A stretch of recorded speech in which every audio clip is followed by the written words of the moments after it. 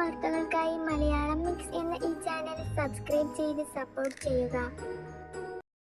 റിഫ മെഹനു എന്ന ഇൻഫ്ലുവൻസർ ആത്മഹത്യ ചെയ്ത് ഇത്രയും വർഷങ്ങളായിട്ടും അതിൻ്റെ പേരിൽ ഏറ്റവും വേദന അനുഭവിക്കുന്ന ഒരാളാണ് ഭർത്താവായ മെഹനാസ്.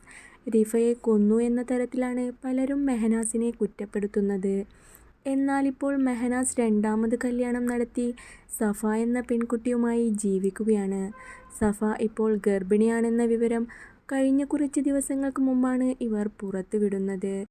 മെഹനാസിനെ പ്രണയിച്ച് വിവാഹം കഴിച്ചതിന് സഫയെ പലരും കുറ്റപ്പെടുത്തിയപ്പോഴും തനിക്ക് എല്ലാ കാര്യങ്ങളും മെഹനാസിനെ പറ്റി അറിയാമെന്നും കയ്യിൽ പല തെളിവുകളുണ്ടെന്നും സഫ പലപ്പോഴും കമൻറ്റിന് മറുപടിയായി പറഞ്ഞിരുന്നു.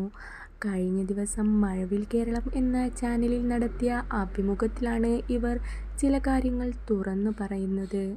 റിഫയ്ക്ക് മറ്റൊരാളുമായി വഴിവിട്ട ബന്ധമുണ്ടായിരുന്നെന്നും ഇത് കണ്ടുപിടിച്ച താൻ റിഫയുടെ ഫാമിലിയോടും ഇക്കാര്യം പറഞ്ഞിരുന്നുവെന്നും അവർ തൻ്റെ കാലുപിടിച്ചാണ് പിന്നീട് റിഫയ്ക്ക് വേണ്ടി മാപ്പ് പറഞ്ഞത്.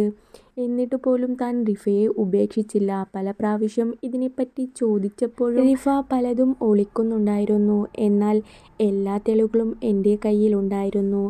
എന്നാൽ റിഫ മരണപ്പെട്ടതിന് ശേഷം പലരും എന്നെ കുറ്റപ്പെടുത്തിയപ്പോഴും ഞാൻ ഈ തെളിവുകളൊന്നും പുറത്തുവിടാത്തത് അത് എൻ്റെ ഭാര്യയായതുകൊണ്ടും ഞാൻ അവളെ അത്രമേൽ സ്നേഹിച്ചിരുന്നതുകൊണ്ടും മാത്രമല്ല, മരിച്ച ഒരാളെപ്പറ്റി വീണ്ടും വീണ്ടും മോശം പറയിക്കുന്നതിനോട് എനിക്ക് താല്പര്യമില്ലാഞ്ഞിട്ടാണെന്നും മെഹനാസ് ഈ ഇൻ്റർവ്യൂവിൽ തുറന്നു പറയുന്നുണ്ട്.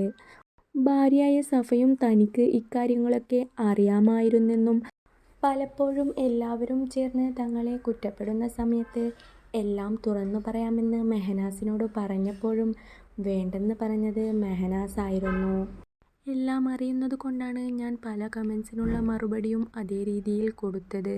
മെഹനുവിനെ എല്ലാവരും ചേർന്ന് സൈബർ അറ്റാക്ക് നടത്തുന്ന സമയത്ത് ഞാൻ പറഞ്ഞതാണ് നമുക്ക് എല്ലാ തെളിവുകളും പബ്ലിക് ആക്കാമെന്ന്. എന്നാൽ മെഹനുവാണ് അന്ന് എന്നെ തടഞ്ഞത്. അങ്ങനെ പല കാര്യങ്ങളും ഈ ഇൻ്റർവ്യൂവിൽ മെഹനാസും മെഹനാസിൻ്റെ പുതിയ ഭാര്യയായ സഫ മെഹനുവും തുറന്നു പറയുന്നുണ്ട്. ഇതുവരെ മെഹനുവിനെ കുറ്റപ്പെടുത്തിയിരുന്ന പലരും ഈ ഇൻ്റർവ്യൂ കണ്ടതോടുകൂടി എന്തോ സംഭവം ഇതിനു പിന്നിൽ നടന്നിട്ടുണ്ടെന്നും മെഹനാസ് നിരപരാധിയാണെന്നും തരത്തിലുള്ള കമൻറ്റുകളാണ് പോസ്റ്റ് ചെയ്തുകൊണ്ടിരിക്കുന്നത്.